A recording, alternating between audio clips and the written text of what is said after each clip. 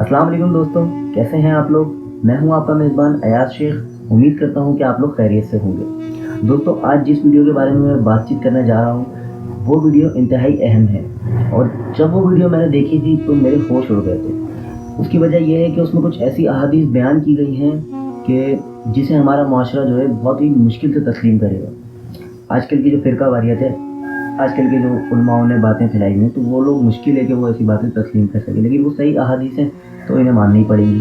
अच्छा, उन अहादीस में ये बयान किया गया है कि नबी सल्लल्लाहु अलैहि वसल्लम से उनके असहाब ने कुछ ऐसे सवालात किए कि अगर ऐसे सवालात हम लोग आज के उलमा से या बाबा से कर लें तो बहुत ही मुश्किल है कि जान बच पाए। और क्योंकि आज का जो ट्रेंड है, जो दौर है कि आप कोई सवाल नहीं कर सकते, कोई बात नहीं कर सकते, और उल्टे सवाल यानी रॉन्ग वे में जाकर तो बिल्कुल नहीं कर सकते। तो इससे ये फ़र्क मालूम हुआ कि बाबों का खुदा और है और किताबों का खुदा और है। तो ये वीडियो आप मुकम्मल देखें और उसके बाद हमें कमेंट्स में बताएं कि क्या आप लोग की राय है। सुनन अबी दाऊद में सही सनद के साथ ये हदीस है, सुनन निसाई के अंदर, सुनन इब्न माजा के अंदर नबी अलैहिस्सलाम ने फरमाया कि जुम्मे का दिन तमाम दिनों में सबसे अफजल है। इस दिन अल्लाह ताला ने आदम अलैहिस्सलाम को पैदा किया, इसी दिन उनको मौत आई और इसी दिन क़यामत कायम होगी।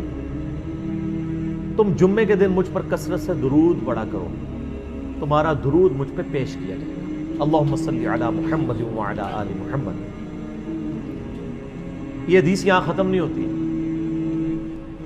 इसके आगे वो फ़र्क आने लगा है, बाबों का खुदा और किताबों का खुदा और। एक सहाबी ने कहा, या रसूल अल्लाह, जब आप मर जाएंगे और आपकी हड्डियां मट्टी में मिल जाएंगी तो क्या आप पे उस वक्त भी दुरूद पेश होगा? इसके जवाब में तो आना चाहिए था 295C।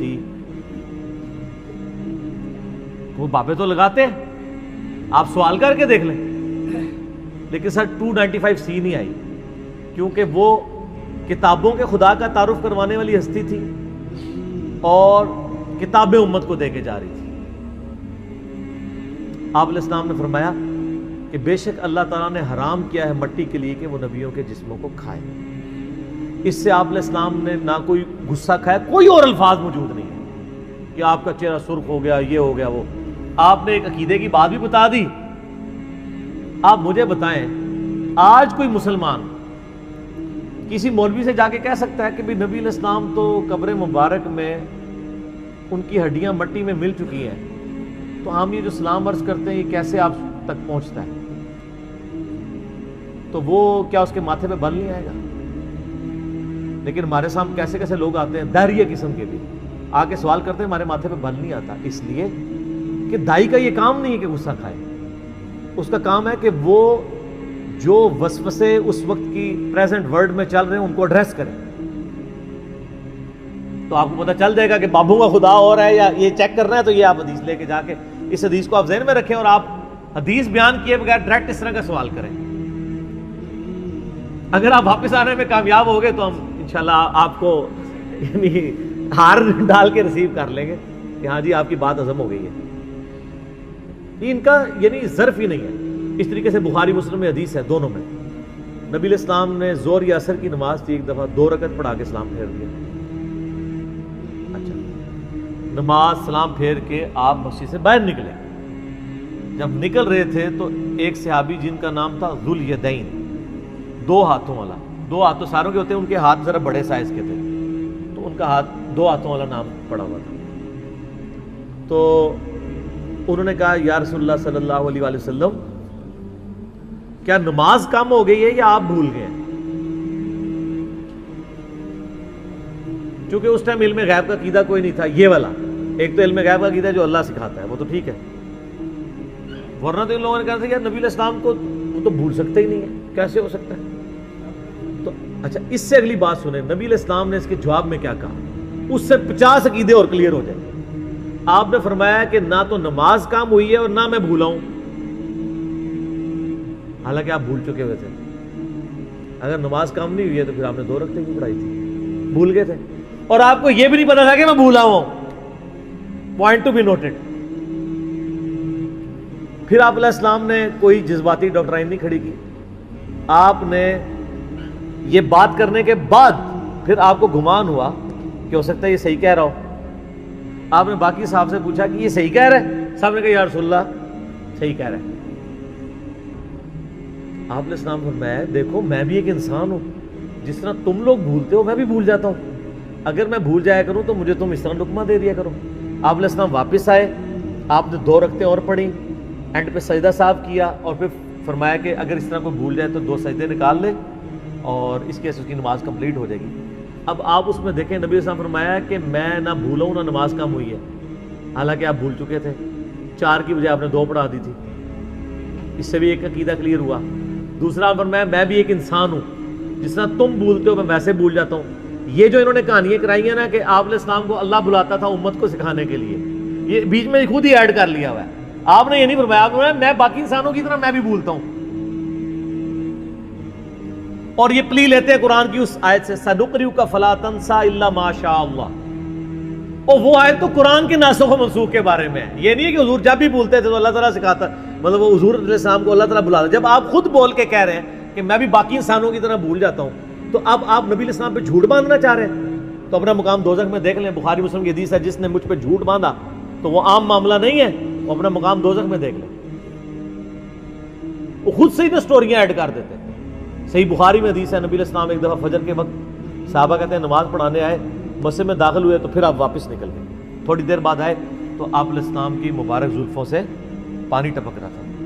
تو آپ علیہ السلام نے نماز پڑھ کے پھر پڑھا کے فرمایا کہ میں جنبی تھا لیکن میں بھول گیا, مسجد میں آ کے مجھے یاد آیا تو میں واپس چلا گیا تو غسل کر کے. میرا اللہ ہم میں سے کبھی شاید کسی کے ساتھ ایسا واقعہ ہوا ہو. اب آپ اس چیز سے کسی کو سمجھیں گے کہ فضیلت ڈاؤن ہو گئی ہے. انسان ہے, انسان کے ساتھ کچھ بھی ہو سکتا ہے, تو فوراً گستاخی کے فتوے لگا دیتے ہیں. تو یہ والے معاملات آپ لوگوں کے سامنے پیش کریں, لٹھ لے کے تھوڑے مگر ہو جان گے.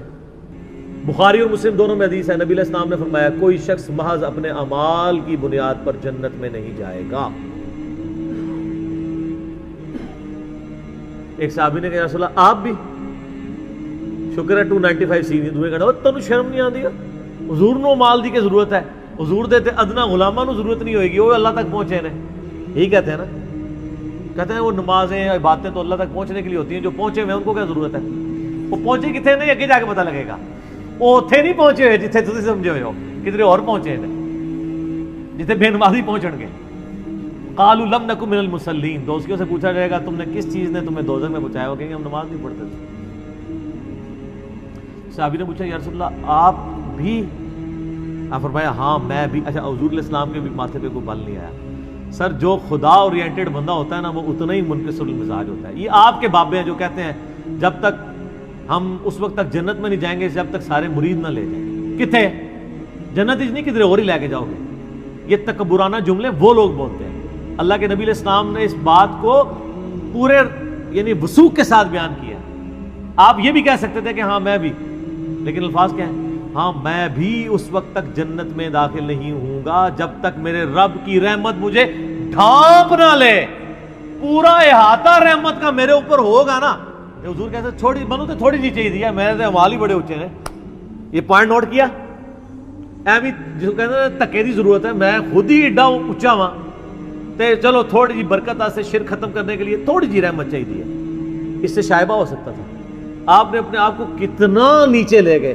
جب تک میرے رب کی رحمت مجھے پوری طرح ڈھانپ نہ لے تو میں بھی جنت میں نہیں جاؤں گا. اس کا مطلب پتہ کیا ہے؟ کہ مجھے بھی رب کی بہت زیادہ رحمت کی ضرورت ہے.